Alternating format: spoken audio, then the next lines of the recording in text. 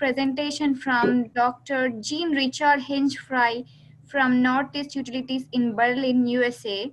And the title of his presentation is Albedo Changes Drive 4.9 to 9.4 degrees centigrade Global Warming by 2400. Jean Richard, are you ready with your presentation? As you may know, lots of ice is grounded below sea level in the west, but so is 1/3 in the east.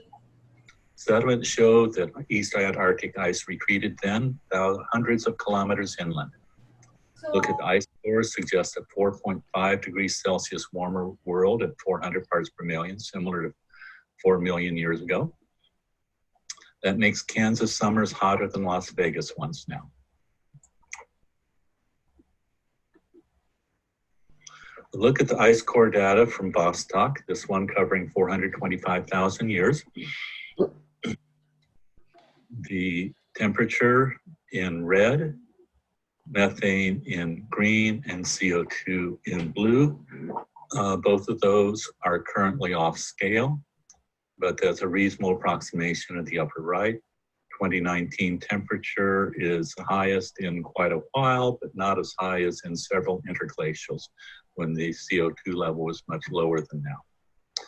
In the next slide, we'll get rid of the time axis on the bottom and plot the bottom temperature against CO2. So here we go. We'll also use the 4 and 14 million years ago data. The blue dots are CO2 temperature readings from the Vostok ice cores every 10,000 years based on the graphs you saw. The purple line is the best fit linear regression using logarithmic form for CO2. Adding data for methane gives you the green line plotted in CO2 space. Explains most of the variation. When you add methane, it explains still more. It does not explain the variation due to Milankovitch cycles, which is yet another dimension we're not exploring here. To convert the polar Vostok temperatures to global, I've used Snyder's development over 2 million years. The Vostok-derived relationships are surprisingly consistent with those from 14 million years ago. So you can see the methane levels today are even more high than the CO2 levels are higher than the Vostok. Using the green equation with both methane and CO2, we're looking at 8.5 degrees Celsius warming, but only 5.1 if methane is neglected. Of course, that's outside the range of Vostok, so take that with a grain of salt. 40% of warming in decades, the rest over centuries. So again, the equation using CO2 and methane, and a rough approximation of what we have from Carolyn Snyder for the global to Vostok conversion. We need about 317 parts per million of CO2 and 694 of methane. That means we need to remove most of the CO2 we've emitted, all future emissions, and all of our CH4, leaving a carbon budget for burning fossil fuels of negative 310 gigatons or billion tons of carbon. That's a bit over 1 trillion tons of CO2 or 1 trillion petagrams.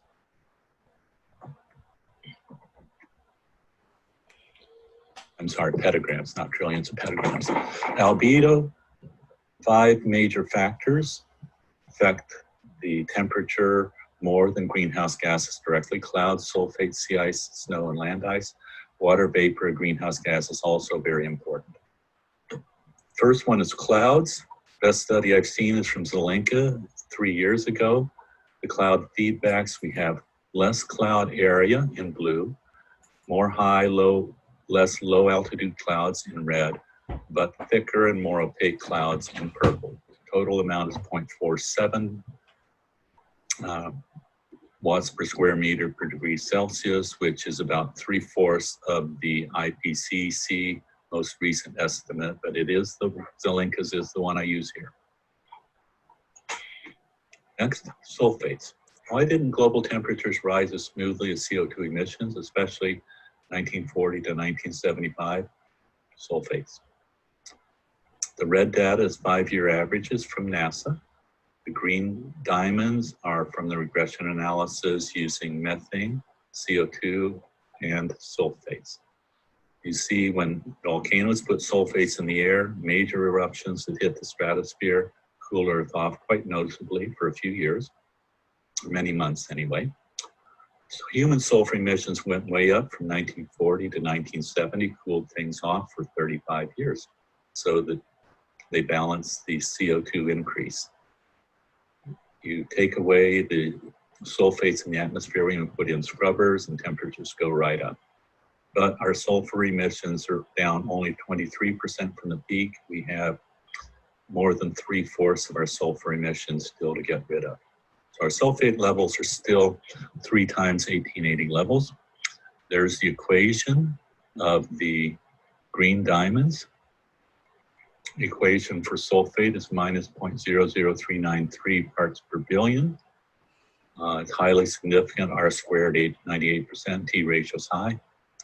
And we notice that from trough to top is 1.8 degrees Celsius on land, which is more than sea surface. Third factor is sea ice. Arctic ice is shrinking fast. Data from the University of Bremen, those are minimum annual Arctic sea ice area. The volume is declining faster, no surprise. Biomass model out of the University of Washington, blogged by Witness. Ice gets thinner too, 3 dimensions. As a result of the decrease in the ice area, dark water absorbs more heat and Earth warms up more, even without more CO2. Notice that the minimum ice area fell 49% in 37 years, volume fell even more, most of it in the last 10. Arctic Ocean could vanish by fall for a couple of days this decade and be gone all summer in 25, gone all year later this century. Speaking of later this century, our April in blue is the maximum ice area month. September in magenta is the minimum. We're looking at the minimum ice area based on 1980 to the end of that record being soon next decade. But when you look at the larger dots, that suggests it will be this decade when we have an ice-free day. And looking at the blue dots, that suggests that maybe 2 decades before the end of the century, we'll have ice-free all year round. So how much does this warm Earth's surface when you lose sea ice? Hudson estimated the total sea ice loss would be 0.7 watts per square meter, of which 0.1 had already occurred. Antarctic sea ice covers a similar area, but it's not clear that its loss has begun yet. Hit record highs, followed by record lows. This year is below, but not record low. So snow is arriving earlier, but leaving earlier. And that has an effect on the radiative cooling from the northern snow cover, 0.33 watts per square meter, about 12% added to greenhouse gas warming over the study period of 32 years.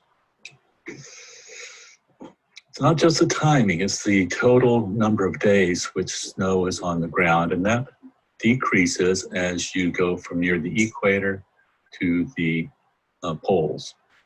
So using adjusted data, there are 3 adjustments, 2 for latitude with the sun angle and 1 for precipitation for 14 US and Canadian cities, shows the extent of northern snow cover, which is mostly north of the southernmost city in the analysis, which is why we did 2 latitude adjustments, decreases 9% per degree Celsius of global surface warming. The unadjusted amount is about twice that. Next, land ice. Greenland's net ice melt rate rose 7 times over the past 17 years. Antarctica's tripled over 10 years. Both of those work out to about 12% a year acceleration in ice loss. The second derivative means eventually it won't be accelerating as fast, and eventually, more eventually, it may not be losing ice more quickly, although that's centuries in the future. So there's not really a lot of effect from the land ice because it's so thick. It takes a long time to get down to zero volume, unlike sea ice. Water vapor is a key greenhouse gas, 7% more water vapor with 1 degree warmer air, radiative forcing 1.5, that's a lot, 4-5 times as much as the other things we're looking at, and almost as much as CO2 emitted since 1750. We're going to put these feedbacks together in the past 45 years first, and then look farther out in the future all the way to 2400 using a model decadal resolution. So the observed global surface temperature warming from albedo changes over those 42 years, sulfate loss is the biggest one. And Arctic sea ice loss is smaller. There's 0.11 plus the cloud and water vapor feedback, and then you multiply it by the conversion factor. Snow cover timing change, similar. Together they amount to 0.33 degrees Celsius, which is almost 40% of the 0.839 degrees Celsius total surface warming over the 41 years. And that comes from albedo or reflectivity changes, both direct and indirect from clouds and water vapor. So Earth will warm 3 to 4 times more even if CO2 levels do not change, leading with cold sulfur emissions almost 0.4, polar sea ice a little over 0.3 each, north and south, northern snow cover I've calculated 0.7, receding land ice 0.3, but an awful lot of it's still left, warming the oceans enough so energy out equals in, 0.2 so from the greenhouse gas level so far, and probably be more as we add greenhouse gases, plus the water vapor and cloud cover multiplier. If we keep adding greenhouse gas, don't peak till 2035, you're looking at about 5 degrees Celsius further warming, in addition to this 4, in addition to the 1.1 that we've already experienced. Quick look at permafrost, the biggest natural reservoir of carbon that may be entering the atmosphere. Twice as much carbon as the atmosphere, maybe a bit more, depending on what depth you measure it to.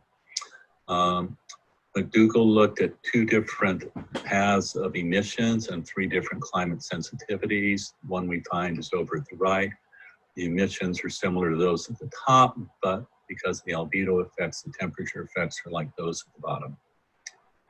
And we're looking at several tenths of a degree of warming from permafrost.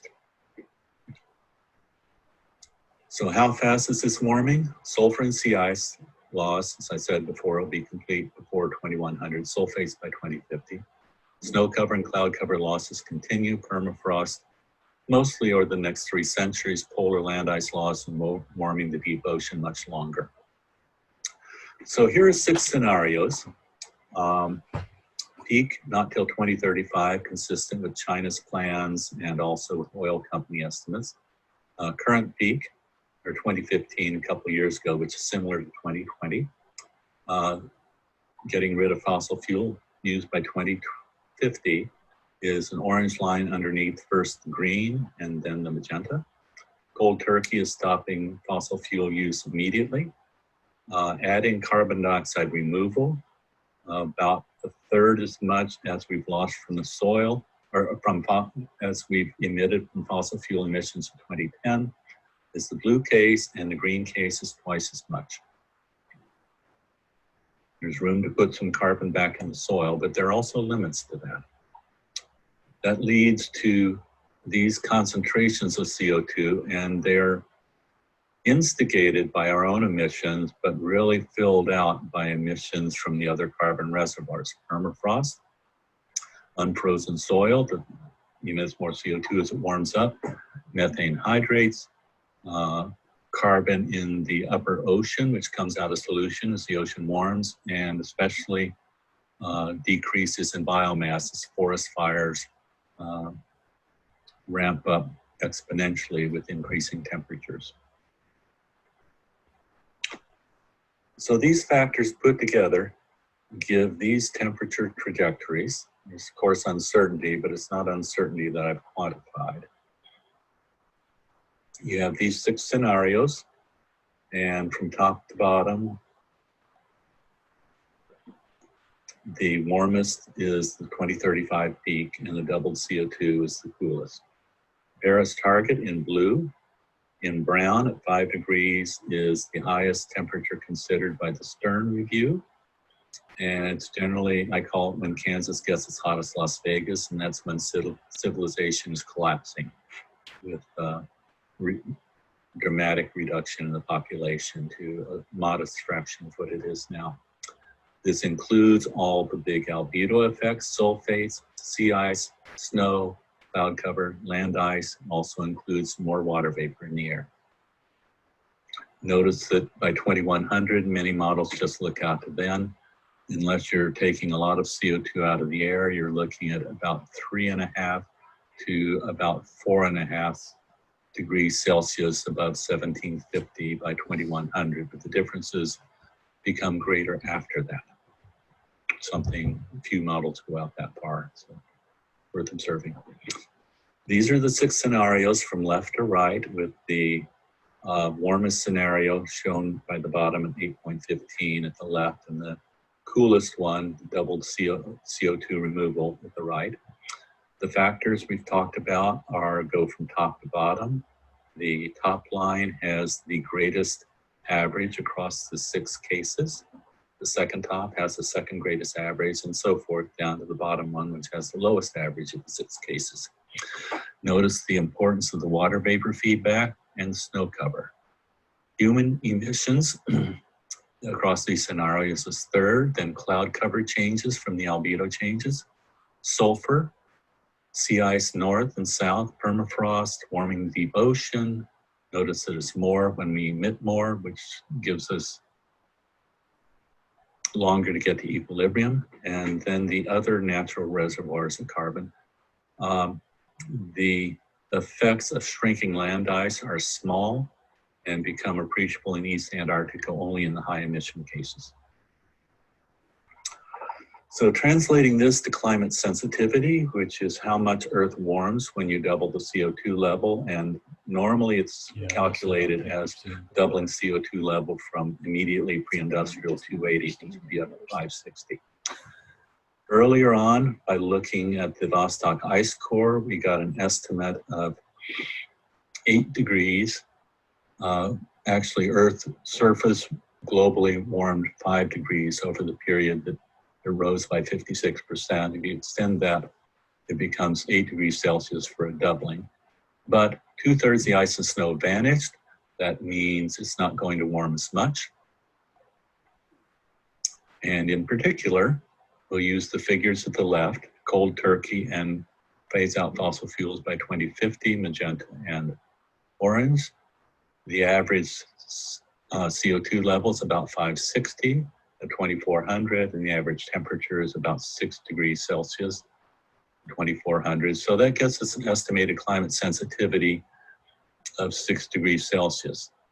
You can increase CO2 even more, and you get a different estimate, which will be still lower. You see that from the 2035 peak, it's almost double 560, 9.3 degrees Celsius and rising, which suggests climate sensitivity over that next range is almost 4 degrees, which is less than 6 over the range we worry most about, and it's up as high as 8 in the very heavily glaciated times of the Vostok ice cores. So what we need to do, stop putting carbon in the air and take it out big time. We may need to do solar radiation management as a supplement as well, but not as a substitute. Almost all the economists or anybody in the world agree we need to tax carbon across fossil fuels worldwide in proportion to carbon content, impose a tax upstream, start low, rise substantially and briskly on a preset trajectory, end subsidies for fossil fuels. I add the carbon tax credits for carbon removal from ambient air would be at the same rate that carbon emissions are taxed. There's one of my proposals for a price trajectory. The proceeds should be returned as equal dividends or tax credits to individuals. This helps poor people who generally don't use much carbon and penalizes rich people who do a lot, creates jobs and grows the GDP, grows the economy. The major methods to take carbon out of the air include direct air capture. You take the air capture, CO2 captured, pipe it deep underground into carbonate poor rocks like basalt, olivine, and it turns to carbonate rock in 2 years. Organic farms are the cheapest way now. They do a good bit, although they may just move soil or carbon from the lower levels to the upper levels of soil. We can accelerate rock weathering, which takes 1 gigaton per year, about 2 to 3% of what we emit out of the air anyway. Spreading it dust across the tropics or a small olivine gravel. Farm the oceans, bury biochar, stay there sometimes for millions of years. Holistic management, short rotation cattle grazing, but you need to watch out for methane emissions from cows, so you feed them red seaweed. Trees are wonderful things, but soils, as they warm up, will have less water. As a result, forest fires grow exponentially with temperature, and there's not a very good long-run solution, unfortunately. In summary, we must go carbon negative big time by 2050. If you have questions, you can contact me. You can go to my website, which has thousands of articles other people have written and a few that I've done, as well as several of my slideshows. So, thank you very much, and goodbye.